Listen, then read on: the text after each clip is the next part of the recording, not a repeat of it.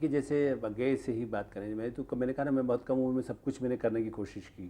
तो अगेय उस समय भी मैं बहुत कम उम्र में था, उनके साथ मैंने अखबार में काम नहीं करा था, लेकिन उनका प्यार मुझे मिला, उनसे संवाद करने का। लोग अगेय के बारे में मानते थे कि साहब वो कम बात करते हैं, लेकिन आप आश्चर्य करेंगे, हमारा जब विवाह हुआ उसके बाद मेरे पास तो बहुत सोफ़ा वोफ़ा भी नहीं था, 2 कुर्सियाँ घर में होती थी।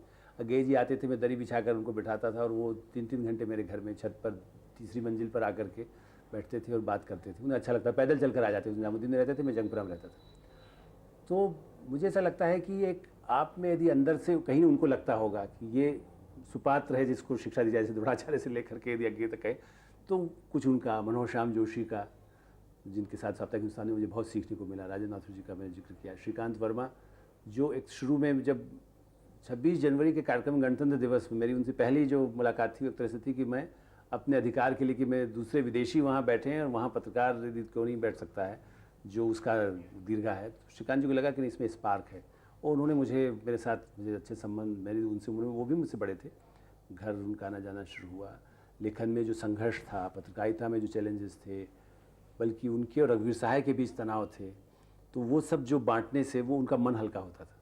जामा मस्जिद में कहीं नीचे जा कर के, मैं तो वेजिटेरियन रहा शुरू से अब तक, लेकिन उनको यदि मान लीजिए नॉन वेजिटेरियन बहुत अच्छा लगता था, या दिवाली पर जुआ मतलब ताश खेल के अच्छा लगता था, तो उनके साथ बैठने में तो कैसे संवेदनशील होकर के और उनको नज़दीक से आप, तो घंटों घंटों हम लोग बात करते थे। और मैंने इसीलिए अपनी जो कहानी की पुस्तक है चिड़िया फिर नहीं चाहती, उनको समर्पित की, कि श्रीकांत वर्मा में भी राजनीति की जो पकड़ हो, तो राजनीति में उन्होंने बहुत झेला।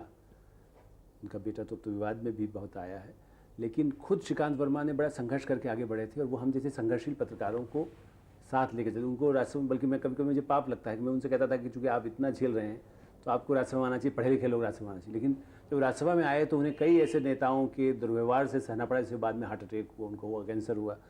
तो ये सब जो झेला, तो मुझे लगता है कहीं ना कहीं मेरी गलती तो नहीं थी जो मैंने उनसे कहा राजनीति में आप ज़्यादा सक्रिय होइए। इंदिरा गांधी के भाषण वो लिखते थे, राजीव गांधी के भाषण लिखते थे बाद में, लेकिन उनको राजनीतिज्ञों ने बड़ा दुर्व्यवहार किया। इसलिए मैं मानता हूँ कि जो अच्छा पत्रकार, अच्छा संपादक हो, उससे राजनीति में नहीं जाना चाहिए, क्योंकि संवेदनशील व्यक्ति के लिए वो सही स्थान नहीं है। आपने रेडियो में वॉइस ऑफ जर्मनी में भी काम किया, तो उस दौरान आपके क्या अनुभव रहे? मेरे अनुभव बड़े दिलचस्प थे। उस समय मधुसूदन आनंद भी हमारे साथ थे, और हम 2 लोग पहले एक तरह से जर्मनी में ऐसे थे जो पत्रकार के रूप में गए। डोइचे वेले भी, मतलब रेडियो में आप जानते हैं पहले ऐसा होता था कि या तो अनुवादक टाइप के लोग जो जर्मन भाषा जानते हो। हम दोनों ने थोड़ी बहुत जर्मन जरूर सीखी जाने से पहले, और कुछ वहाँ भी सीखी, लेकिन अधिकांश काम हम ओरिजिनल करने की कोशिश करते थे।